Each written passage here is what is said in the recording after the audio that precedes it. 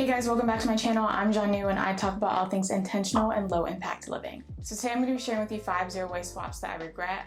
When I was starting my zero waste, low waste journey, I thought I had to go out and buy all these fancy things, but the truth was that I didn't. So I'm going to show you 5 different swaps that you don't have to make that are going to save you a ton of money. So let's hop into the video. Zero waste can be as expensive as you want it to be. So cleaning products is definitely something I looked into when I was transitioning to being zero waste, low waste.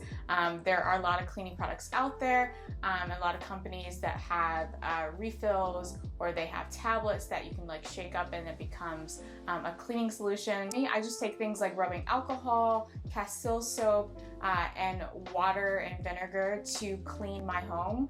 I don't think you need to have a different cleaner for everything. I'll link in the description box below or on the screen a couple different recipes that I use, but it definitely is going to save you a lot of money. Not only is it because you're using products that are multi-use, right? Well, you're using rubbing alcohol to clean in your cleaning solution, but you're also using it to disinfect something. And the same thing with Castile soap.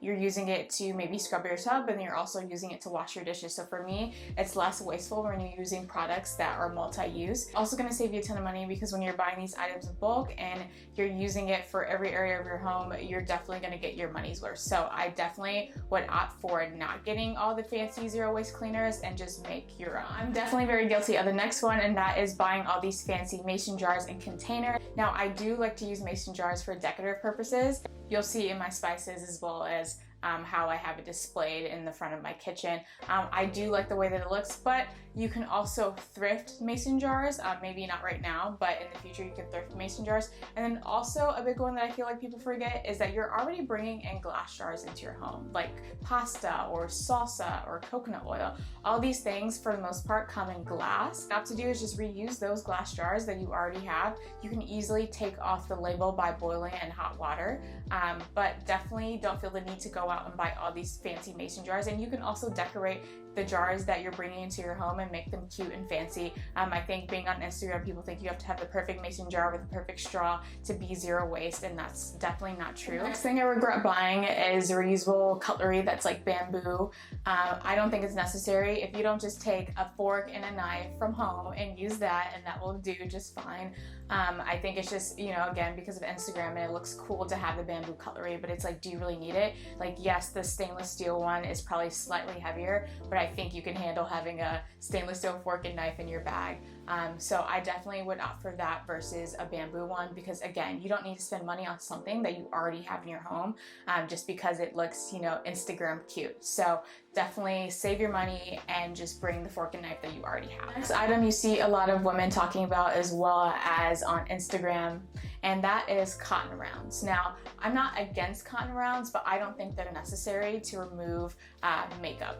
All you need is to take a washcloth, and you can use that, or you can take a washcloth and cut it up to 4 pieces so you have kind of squares maybe about this size. Cotton rounds are actually pretty small, and if you have a lot of makeup on, it's actually not going to get all the makeup off if you just have a small round. You're going to have to use multiple, but if you have a washcloth and you cut it up into 4, that's going to be at least 2-3 times the size of a cotton round, and it's going to save you money because I know you already have washcloths at home, and if you don't, buying a washcloth or buying maybe a set of washcloths is going to be way cheaper than buying a set of cotton rounds because they're going to last you a lot longer. So definitely save your money on buying makeup cotton rounds.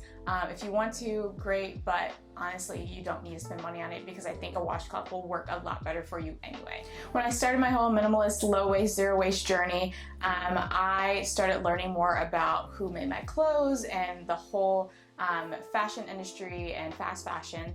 So I started thrifting a lot, and I would go to the thrift store every other week and pick up new clothes. But then I realized that like I was just thrifting because it was justifiable because it's sustainable. But then I realized I was buying things that I didn't need and using that it was sustainable as an excuse. So I stopped going to the thrift store unless I really needed something. I try not to bring too many different items into my home because I want to keep things as minimalist as possible. I live in a tiny space, and I also just don't feel like I need a ton of clothes to make me happy. So I would definitely kind of stay away from thrifting all the time unless it's something that you really need. So do you need to bring more items into your home? And are you being intentional about what you're purchasing?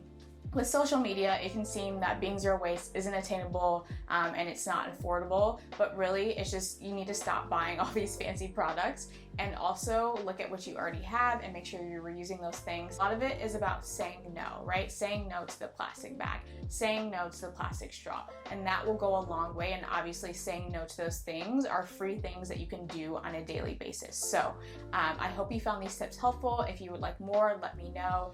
Thank you so much for watching, and I'll see you in my next video.